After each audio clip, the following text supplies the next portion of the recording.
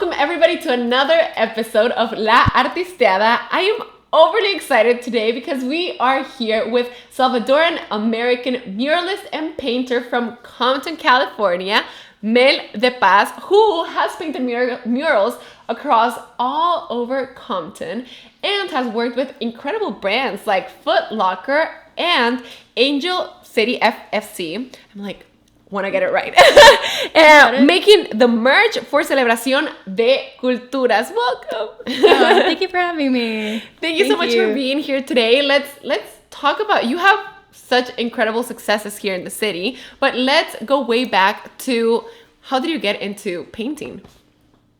I've always painted since I was a kid. Well, not painted, just draw. Mm-hmm. And when I was 10, the summer going to middle school, my dad had a friend named Julio who came from El Salvador that was a muralist and painter there. Mm-hmm. And he asked him to teach me and my brother how to paint. So we would paint like the flag of El Salvador and like draw these like little houses. And I thought they were funny little houses. Mm-hmm. And it wasn't until I got older I realized we were painting El Salvador landscapes. Oh, wow. Yeah, so it was a cool full circle moment when I went to El Salvador and I was like, oh, these are the paintings I used to make. So I did that with Julio. Then I got to middle school. I took some art classes and I realized I was really good. So then in high school, I did it. And in high school, I applied to this program called Ryman Arts. And you basically take college course classes during high school at an art school. So I would go to Otis, which is a design school here by LAX. Mm-hmm. I did that and I went to college. And then in college, I had like anxiety, how everybody else did. Like, what should I major in? Like, what makes the most money? Mm. And I kept putting art classes into my curriculum just to get through school. And I just finally was like, I should just do art. Like, it's really what I want to do. But how can I make money? That was always an issue. Like, how can I make money? And I told my parents I wanted to be an artist. And my mom was like, okay, you can do it. Like, if you want to do art, like, do it. But you have to make money. And, like, that was always the issue or, like, the question, like, how are you going to do this?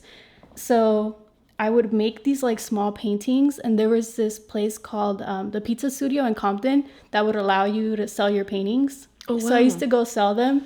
Super cheap, too, like $30, $50. I think the most I got from a painting there was, like, $200. Mm-hmm. But, like, even then was enough for me to be like, okay, these are just my paintings now. They're not that good, you know? But at least there's some money coming back in. And I just feel like now I'm at a space where my work looks a lot better and I can charge more. Mm-hmm. So, yeah, that is so interesting that you got like the support from your parents, but like from the very beginning, because it was your dad's friend, right? Mm-hmm. That like your dad was like encouraging you to start this. And I'm wondering, when you told your parents like, oh, this is what I want to do, did you immediately quit college like then and there, or like what was the planning behind that? I didn't quit college because I was taking art classes. So I just kept doing that. But when I was in college, I used to like sketching a lot. So I would go to different places to sketch what was in front of me. Like I was really into the live sketching. Mm-hmm. And my math teacher in high school had me on Instagram and he saw that I was putting up these paintings for sale. Mm-hmm. And he was like, why don't you like put your sketches on t-shirts and try to make some money off of that? And I was like, I don't know, like, how to go about selling t-shirts. And he's like, oh, I have a plug. Like, I'm going to take you to my person. So I came up with these drawings of Compton, and I put them on t-shirts. And I sold them super cheap. I think, like, my first drop was, like, $10 a shirt. Like, wow. I was just, like, I was still in, like, can I really make money off of this? You get me? So I just wanted to get my work out there. This was when you were in high school? No, this is college. Oh, okay, already in college. Okay, I'm so sorry. Mm-hmm. Yeah. So I started selling the shirts. And, I got recognition in Compton through it. Then I got commissioned to do a painting for this coffee shop called Patria Coffee. Mm-hmm. And through them, I got my first mural. So, like, they had, like, a regular that would go to the coffee shop and they saw my painting. And they contacted me on Instagram. They were like, oh, the place where I work at is looking for a muralist, but we know you don't have mural experience. Like, would you be interested in applying for it? And I was like, hell yeah, let's go. And like, I had already been wanting to paint a mural at that time. Like, I remember vividly going to downtown LA and looking at murals and being like, man, I can't wait to do this. Like, how do they do it so big? And then when that opportunity arose, I was like, it almost felt like I manifested it or like I had been asking for it for so long that it like appeared, you know? You know, I'm wondering like, you didn't have any experience. Is that how muralists start painting murals? Did you take a class before this to mural know painting? how to make the dimensions at No. like much bigger scale? Everyone's journey is different. Like, I know there's muralists that go under someone that's already painting them and learns through them. But for me, I was like going on YouTube, like, how do you paint murals? Oh, wow. Like, I was like reading articles. I was just watching like time lapses of people who would paint murals. And I kind of taught myself like that. But that mural, specifically my first one, because I didn't have any experience, the guy who offered me the job, he was like, we know you don't have experience, so can you find another artist that does, and you just work with them? So I was like, who's another Compton artist? And I went on Instagram, and I found this artist named Anthony Pittman, and he had done murals in Watts. He's from Compton too. And I messaged him, and I was like, hey, I have this opportunity for a mural. Are you interested? Like, we have the meeting, like, it was like 2 days, in like 2 days or whatever. Yeah, so he was like, yeah, let's do it. And we met maybe like 5-10 minutes before the actual meeting, and we got the job. Yeah, and till this day, it's the biggest mural in Compton. So it's kind of crazy that my first one, like, just, it went so well, you know? Yeah, and how did you take inspiration for that mural? Were you the person who like decided like what was gonna be on there?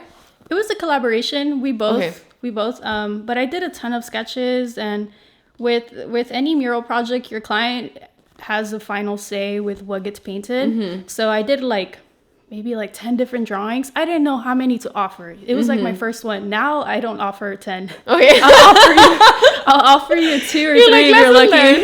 yeah. I was breaking. Yeah.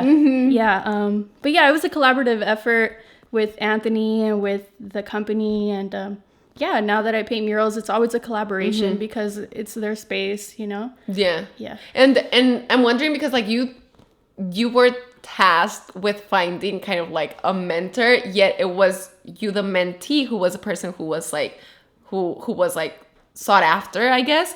How was it working like in community with someone who was going to guide you, yet like did you have like it like I guess like an internal like struggle of like, oh my gosh, like who has a final say on like our decisions? Like, how is it to work together with someone else on a painting?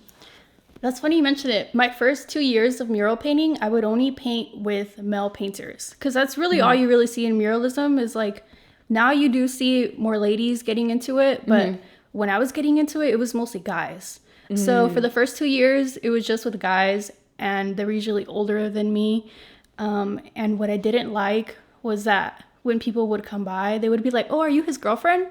Like, and I know people didn't mean it in a malicious way or ill intent, but like the first few times it was kind of funny, like, oh no, I'm not his girlfriend, like, we're just painting. But then it just got to me. It was like, you know what, like, I feel like I'm comfortable enough to do this by myself now. But I'm very fortunate for the people that taught me, for the people I got to work with, because you get me, any tip is help, you know? How to do things faster, how to use spray paint. I learned how to use spray paint through working with other artists. So yeah, that's so interesting. No, I feel like that's so interesting, you know, that you talk about like being a woman and like creating murals, how that dynamic when people approached you, how they saw it. And I'm wondering like what was like your internal conversations when you started like experiencing this. You said that you found it funny in the beginning, but what was that shift for you to be like, wait, and did you immediately stop working with other male muralists, or did you like try to find like other women to work with? Like, what was that process? Well, working with guys, they taught me a lot, you know, but I think what made the switch was that I always felt like, I get it that you don't want a lady to carry a ladder. You don't want a lady to carry this. And I always felt like there was like this push and pull. I can't explain it. I don't know if it's like an energy thing or what it was, but I was like, I'm just going to do this on my own. Because the very last guy that I painted with, someone asked me like a joke. They were like, oh, are you talking to that guy? Are you guys dating? Like, and it just got to the point where it was just annoying. So I was like, I'm going to do this by myself, and I'm going to hire my sister. My sister had no painting experience, but I was like, I don't know who I can get as an assistant. So I got my sister, and I taught her how to paint, and she would come out with me. And now I bring out my boyfriend. And now when people ask me, it's like, yeah, that's my boyfriend. But before it was like, I get it. you know, but I'm also grateful for that because it pushed me to like do things on my own. And now that's what I've been doing. And I love the fact that I feel like you're very understanding of why people were approaching you and telling you those things, because I feel like there's a lot of people, and even maybe sometimes including myself, that I'd be no, like what the heck, like I'd be like super mad at those situations, but like understanding that it wasn't with ill intent. I think it's so interesting on like how you approach to like make different decisions and how it pushed you to, I don't know, I guess, would you say to believe fully in yourself, or did it push you to just take a different risk in the hopes of something more positive? I think both. It pushed me to believe in myself and be like, you can be on that ladder by yourself. Like now I'm pushing myself to not have to be on a scissor lift, right? And like I noticed the guy friends that I used to paint with, they were always on a ladder. And me, I used to always think the safer route, and now I'm kind of doing more of the riskier stuff. And I'm not scared to go paint by myself anymore. You get me? So in a way, maybe it was the push I needed or the realization. I'm not sure, but it worked out. Yeah. And I'm wondering, like, for this first job, and then like how this transitioned into your other jobs, like this first job as a muralist, not well, actually no. Let's actually go back to the paintings that you were doing. What was the reasoning behind how much you would charge for those? When I first started, I would charge, like, I would look at my paintings and be like, how much would I spend on this? Like, I would be realistic based off my skills, how much would I spend on this? And then I used to ask my parents and my family, how much would you buy this for? Sometimes they used to lowball me, like $20. I'd be like, $20, that doesn't even cover the canvas cost. But it started that way, and then eventually I just kept painting, and then my work got better. And one time I got an offer for a painting. It was like $700, and I was like, "Oh, you see $700 on this? Okay." And then from there, I got agency work. I would get contacted through agencies on Instagram. Okay. And their rate was like agencies in the thousands. For what? Agencies to commission me to paint a painting or a mural, like things like that. But I'm sorry, excuse the ignorance. I'm completely ignorant on like how this world works. No, agencies, are they like people who specifically are like hand moving projects, marketing projects, or like agencies who connect? Because from like the television and like film industry, an agency is a person who represents someone. Is it the same concept? The agencies I've been contacted from are usually like, let's say Converse, for example. They're looking for an illustrator, a muralist. They'll go through this agency, and the agency will basically find people for them. So like Converse will be like, oh, we're looking for this kind of style, and the agency will go on Instagram and search up illustrators or muralists that paint that way. So I've gotten work through that. Like for example, Converse, that was the agency, and they were like, oh, Converse had your Instagram on their people of art that they liked. So we selected you. And, you know? Yeah. And that's a good budget because it's a agency. But yeah, through projects like that, like bigger clients, that's when I was like, okay, now I know the range of how, like, where I can take this, you know, because most of my work right now is commercial. I do want to do more personal things in the future, like sell my own paintings and be a collector-based artist. But right now I'm more commercial. So getting like agency gigs or offers like that helped me navigate my pricing. And also working with these muralists, a lot of them were doing stuff for free. And I didn't like that. And one time I was painting a free mural, and the guy who got me my first mural job, he was like, how much are they paying you for this? Like, he came to see me at my mural site. He's like, how much are they paying you for this? I'm like, I'm doing it for free, dude. Like, they're just covering material. And he was like, don't you ever paint for free. Like, you're better than this. And I felt como regañada, like, you know, like someone had to say it to me. And ever since, I never did anything for free. And why did you do that one for free? I did that one for free because it was a good location. It was by my house. It was like a 2-minute drive. They were covering paint. They were giving me food too. And like, I like the location. Like, I saw the wall and I was like, this would be a good place to paint, you know? And till this day, I still look at some walls and I'm like, damn, that would be a really good mural there. Like, I kind of want to donate one. Yeah. And now I might get into that because of tax purposes. But yeah. You know, I find it so interesting because I feel like there's like this controversy, right? Between like not working for free and then working for free. And I feel like in the arts and like any other like, I guess including this one, in any form of art, people tend to start doing a lot of things for free. Yeah. In the hopes that someone pays you. And I guess in your like muralist experience, it was that first opportunity was a paid opportunity. And so what would you tell people? Because I feel like a lot of people, it's like, oh, for exposure, but then some other people can take advantage of that idea of like, oh, I'll pay you with exposure. It's like, oh, this doesn't pay the bills, you know? Yeah. So like, what are your thoughts on that? You know what, when I started, I used to get told like, oh, have you paid your dues yet? Like, oh, you're getting paid? Oh, you were lucky that you got paid for your first one. You were lucky that you get paid for these.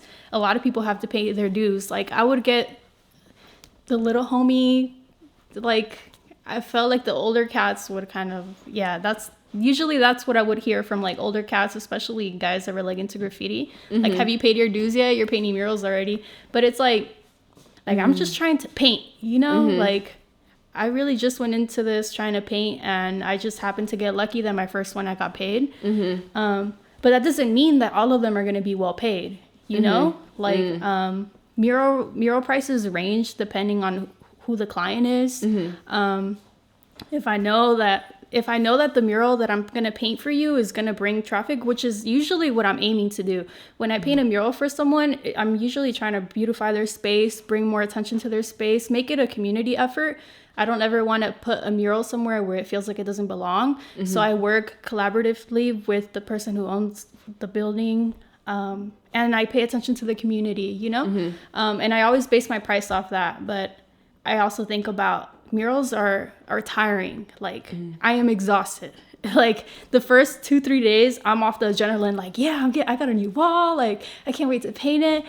Yeah, but it gets exhausting because you're on a ladder and the sun is beaming on you. Yeah. So I take that all into account when I'm charging, you know, and if I have to get an assistant, gas, I take all that into account, and I break it down. Like, in my invoice, I'll be like, okay, this is for gas, this is material cost, this is time, this is design fee. Before, I didn't charge a design fee. I used to just be like, oh, you're interested in a mural? Like, okay, let me send you some concepts and then see if you still want it. You get me? I used to be like that, like insecure, like, let's see if you still want it. But now I'm charging a design fee because there's a possibility that you can be designing and people run with your work. You know? Yeah. So. Oh, interesting. I'm wondering, have you ever had the experience where someone doesn't like what you did? I think I have, and they don't say it. I feel like they just drop it. But I don't know. Maybe that's just me assuming it. I don't know if they drop the project due to the price that I gave or the design. But I'm sure it's happened. Yeah. I'm wondering, like, how do you navigate that? You know, I feel like as a client, you know, I'm thinking about like hairstylists, right? Sometimes you go to the hairstylist, you get that hairstyle, and you're like, oh my gosh, I love it. Yeah, but I feel like with any form of art, and especially with like visual art, I think it's very clear, like you're turning in a specific product as opposed to like performing art, that you're paying to watch someone do something that you probably don't even like know what to expect. Someone who sings, someone who acts. But with murals, with like paintings, you're turning in a specific product that like someone is like specifically paying for, like something I guess like they envision in a way. How would you navigate a conversation when someone tells you like, you know what, I am not the biggest fan of this? You know what? Has that happened to me? I'm sure it's happened, but I don't think anyone has told me up front, I don't really like this. But if I feel like the client isn't really liking what I'm doing, I'll be like, did you have a reference point? I'll be like, what vibe were you going for? And I've gotten that before where they didn't really like my concept. And I'll be like, can you send me a reference of the kind of feel that you like? Like, for example, I was painting this mural that had leaves, right? And I guess the concept that I made, they were too stiff. And she was like, can you make them more flowy or more like airy? And I was like, what do you mean by that? And she sent me a bunch of screenshots. Like, this is the feel that I'm going for. And it was like, oh, okay. Like, sometimes you just need to ask your client, can you clarify exactly what you're asking from me? Yeah. And it helps. Okay. That's happened to me a few times, actually, where where I have to be like, can you just send me an example of things that you like, and then I go based off that. Yeah, that's very interesting, because I feel like it's like a nerve-wracking thing, I guess, for like both parties sometimes. It is. You know? It is. And I know that you designed a collection for like merch for Angel City FC. City FC. Thank you. How did that come about? They actually contacted me maybe like 6 or 7 months before through email, and they were like, "Hey Mel, it's so-and-so from ACFC. Are you interested in designing something for us?" And I saw the email. I responded right away. I was like, "Let's go!" And they never responded back. Right? Oh, yeah. So I was so bummed. And then I was actually in Mexico, in Guadalajara, when I got the email, and they were like, "Hey Mel, are you still interested in working with us? Like, we want you to design some of our merch." And I was like, "Let's go!" Okay. I was so bummed, but I was hyped. Yeah. But yeah, they contacted me that they liked a T-shirt that I did for Foot Locker for their Latin Heritage Month, and they were like, "Can you do something like this? And then we want you to design a scarf as well." And then they were like, "These are the colors that we have. Just do your thing." And that's when it's the best, when they're just like, "Here's our colors, here's our vibe, you do your thing." Like, yeah. And that one was really smooth, like that project. Yeah. And it was my first soccer game. So it was cool to like go and see people wearing the T-shirts and the scarves. Yeah. You know, I love that like this, because it's a women's soccer team, correct? That this women's soccer team like reached out to like women artists also. How was that process? And I'm wondering, like, did you take your identity as a woman, and like knowing that this is like a female soccer team into the thought process behind creating this, or were you just like culture, colors, and like this? No, I definitely took inspiration from being a lady and being a women's soccer team, because I put a lot of flowers into the scarf, hummingbirds. You know, I was in Mexico when they contacted me, so I was looking at all these, like, I was going to these galleries and looking at all the like textile patterns, and I was thinking about like when I went to El Salvador and the textile patterns, and I was like, how can I make this feel, I guess, fun? Like my scarf has a lot of flowers, like it looks like picado paper, you know, like and I was like, a guy's not gonna wear this. Yeah, so I did it for women. Yeah, I love that. I absolutely love the pictures. I saw them before coming into this interview. I don't have them right here to show, but okay, so wait, you also mentioned something that I wanted to talk about, a Foot Locker opportunity that you also did. What was that? My Foot Locker opportunity. So going back to me doing T-shirts about Compton, I did my own drop that had color. It was my first one of Compton based, and Foot Locker was coming to Compton. It was just rumors that I had heard that they were coming, and I was like, man, I hope they seen my work. Like, it'd be cool to work with them, you know? And then one of them started following me, the marketing ladies, and I saw it on her bio, and I was like, yeah, I hope it happens. And yeah, they contacted me. They were like, can you send us a line sheet? A line sheet is just a breakdown of your products. And at that time, I had just quit my job as a graphic designer for a T-shirt printing company. So I knew what a line sheet was, but me before that, I had no idea. So it was cool to like take all this knowledge and put it onto that. So Foot Locker ordered some shirts for me, and then they were like, are you interested in doing the paintings for our interior? And I was like, yeah, of course. So I did 2 paintings, and I did the art for their fitting rooms. So it's 3 fitting rooms, 2 paintings. And then they were like, oh, we're also going to paint the outside mural, but we're already working with an artist. Are you open to collaborating with him? And yeah, I painted the outside too. So yeah, with Foot Locker, I got to work with them for 3 years consistently. And their team is great. Like, yeah. And from Foot Locker, doing the work with them, it's opened up opportunities like ACFC. And other ones. Yeah, and you know, I think it's interesting because I feel like again, this is like my perspective, my brain and knowledge from like film and television industries. Networking is like a huge thing. Like, that's how you get opportunities. That's how you know of opportunities. And I'm wondering how is it networking as someone who paints? Is it only like, I guess, like, because it's visual, like, people see that if they go through a street, or do you build a network for new channels, avenues of art? I think the best network is being a good person to your clients, offering a good experience with them, because your client is going to refer you to more people. You know, and I've always tried to do that when it comes to my murals or like ACFC. Like, I try to stay on top of my things and do the art that I can, because it's usually like I'll get contacted like, hey, this person that you painted this mural for referred you to us, or like a lot of referral, I would say. And then networking as well. I don't really go to events, but when I get invited, I do go to show face, and people remember that, you know? But yeah, I would just say like doing a good job is going to get you referred. At least that's what's worked for me.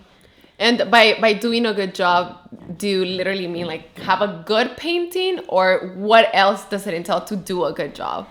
I would say good painting, because the painting is what's going to get you hired. If people don't like your work, they're not going to hire you. But I would say just like being good at communicating with your client, being very like straightforward, like this is how long it's going to take me, like this is when I expect to get paid. Like I feel like in just giving your client, because a lot of people are uncomfortable when it comes to commissioning big murals, because they're like, it's just so big, they don't know where to go from it. So there's been a few where they're like, this is my first time, like even commissioning art, like how do you go about this? And I'll like break it down for them, and you get me, like just make it a good experience for them. Yeah, it makes total sense. And I'm wondering now, specifically talking about your work and the work that you've done a lot of murals in Compton.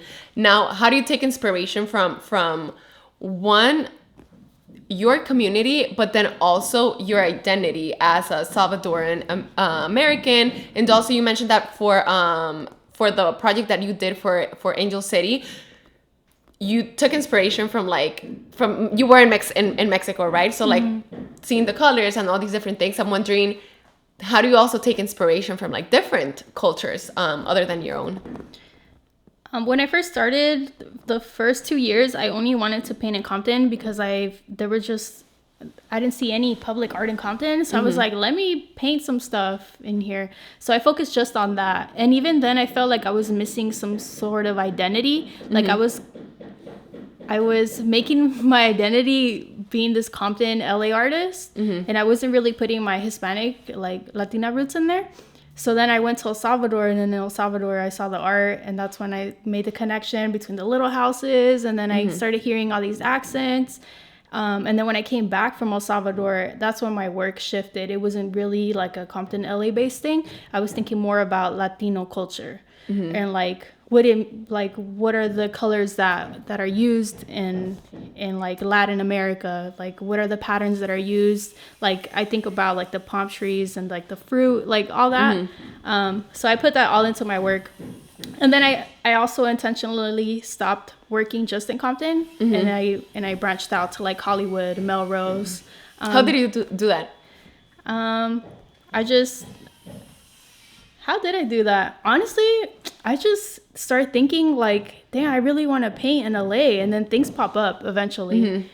Yeah, that's a good question. But things, I don't know how. I don't know how, but they do. But I feel like I post work that is more, I don't really focus too much in Compton, LA anymore. I try to post work that is more in tune to the direction that I'm trying to go. Okay. And then, yeah, things just pop up. What do you mean by in the direction that you're trying to go? As in, like, in the places that you would like to work in? Yeah. Oh, okay. Yeah. Interesting. Yeah. Like, because I'm wondering, like, what are, like, some actionable steps, right? If someone doesn't have, like, if someone, like, is a painter and is a good painter, and it seems like social media and, like, obviously, like, doing a good work in, like, the places that you work in is important, but, like, how do you branch out of the spaces if you feel like, oh, maybe, like, I've done the work here? If you were to say you're planning for this, I would say you have to ask yourself if you want to be a gallery artist, or you want to be a muralist, or you want to be more of a content creator. You have to ask yourself, where do you want your art to grow next? because I feel like art has villages, you know, because I'll go to like a gallery show and I don't feel connected. Like that's not my direction. That's not exactly where I'm at, where I want to be right now. Maybe in the future, I feel more connected to street art. So I feel like if you feel like you've done your thing and where you are now, like look at all these other avenues to making art and see which one you want to pursue or which one you want to dabble in. You can dabble in all of them if you want, but I would say focus on one that you want to dabble in and then just start making work that has something to do with that. Like for example, if you want to do murals, let's say you're painting canvases, right? You can paint a mural in your backyard to start, like on a wall, or you could get plywood. That's how I started with spray paint. I would buy these plywoods and I would paint on them. And I got practice like that. But I would say you can do that. And as long as you're posting that you're doing these things, you'd be surprised that people are like, hey, we see that you're like painting this. Are you interested in painting my wall? Like, yeah, you'd be interested. It's really just about exposing your work. Yeah. Yeah. That is very interesting. And I would love to talk about, I'm personally fascinated by, I love seeing art around me. But I would love to ask you, since you have experience like with painting murals, like what, for someone who may not know, what is the difference between graffiti and murals? Graffiti and murals, you can put both of them together. You can put both of them together if you really want to. I used to work for a graffiti artist for his shop, and his OG Slick. I used to work for him. He's well known for his graffiti, and he paints murals, and he combines both. But I feel like the difference is that graffiti can have a negative connotation because it's considered illegal in most places. But I also feel like we're shifting that narrative and we're seeing it as an art form, like when you have art shows like Beyond the Streets, because graffiti, like muralism, is one of the oldest forms of art, right? And graffiti is like this new like spray paint, like you want to be quick, run and gun. You get me? So I feel like graffiti just got this negative connotation, but you can also put graffiti into your murals. Like I've seen, you go to the arts district and like a lot of those murals have like graffiti inspired elements. So I'm for both. What I don't really like is tagging. I get it though. I live in Compton. Tagging is different. Tagging is more like banging your hood and like, but it's also part of the culture. Yeah. I'm wondering because I remember this one time I had a conversation. I wish I had a conversation. I listened to this person speak, and he was talking about how like graffiti, like how kind of like how it started, or the concept behind it, like the lack of access sometimes in places where people like didn't have access to like crayons or like to paint, so then they would like use walls as like their canvas, right? And it was like, oh my gosh, that is a very interesting way of seeing it. And then but also what you're saying, like how it is criminalized and how it's historically criminalized, but yet at the same time, like murals are very like well regarded. And so, but you know, I do think that specifically, I guess like here in LA, there's been this shift in which like I feel like kind of like both are well, I guess like graffiti is being a little bit more respected. And I also heard this one guy who was actually like in jail for graffiti, and like when he came out, he's like trying to do more art, and now he was like, I'm teaching white kids how to do graffiti because like they're hiring me to like do this in schools. And so like it's definitely changing. And something that I feel like I love about LA is that like it's just so like rich in culture and people are so proud. And I'm like, I hope that also extends to like other places, because I feel like here in LA, maybe it's finding like its leverage, but I still think that there's other places around the world that are not. Need to catch up to that. And like what shifts, you mentioned that like the shift is like maybe like mixing it. And you also mentioned Beyond the Streets. Is that, what is that? Beyond the Streets is this like huge art show. It started here in LA. When did it start? Don't quote me on this. I think it started like 2018 or 2019. But the people who threw it, have you seen Exit Through the Gift Shop, the documentary? No. Okay, it's a Banksy documentary for anybody that knows. Okay, so Beyond the Streets, basically what they did was highlight graffiti. So it's this huge art show. I forgot how many square feet the gallery is, But like the entrance of it highlights like graffiti and the route that it takes, like putting graffiti on trains and how graffiti has inspired work today, which is like murals and like more urban art, and how like those merge together. And that's the first time that you see graffiti in a gallery. And I remember this show getting so much hate. Like, graffiti is meant to be in the streets. Like, why are you putting graffiti in a gallery? It defeats the whole purpose of the graffiti culture. Like, it got a lot of backlash. But it also put graffiti in like not a museum, but a huge gallery space. And it got so big. This art show was so big that they did one in New York, like almost twice the size. Now they did one in London, and I think there's one in Singapore. I'm not sure. If don't quote me on that. But it's everywhere now. Yeah, but it's just like to see things like that that graffiti is making its way into galleries. Like, you can buy like a canvas that's graffiti now. You get me? The narrative is changing.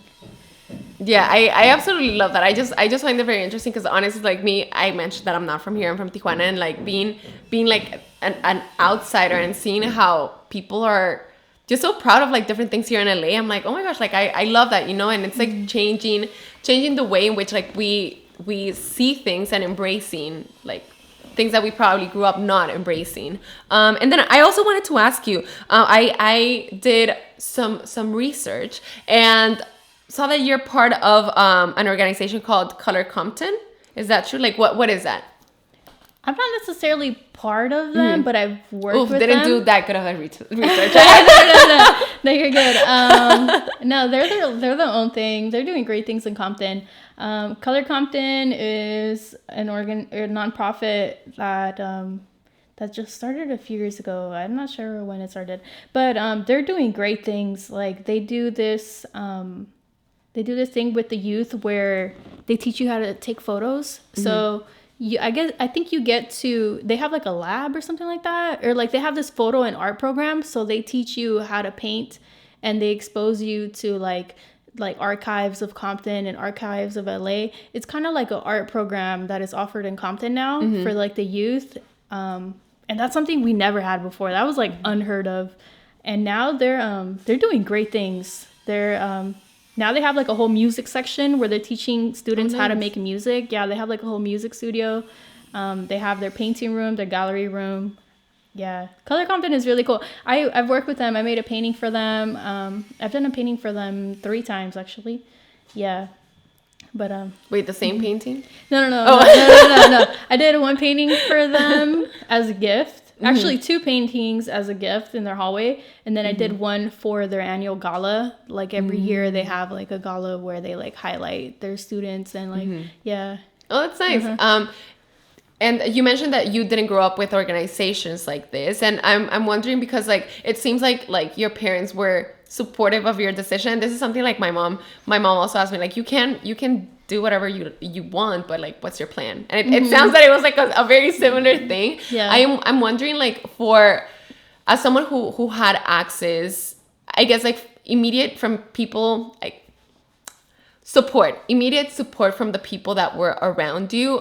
What is your advice, like for people who are just interested in growing in the space, as an artist, maybe specifically like as a muralist and painter, but like just as an artist overall?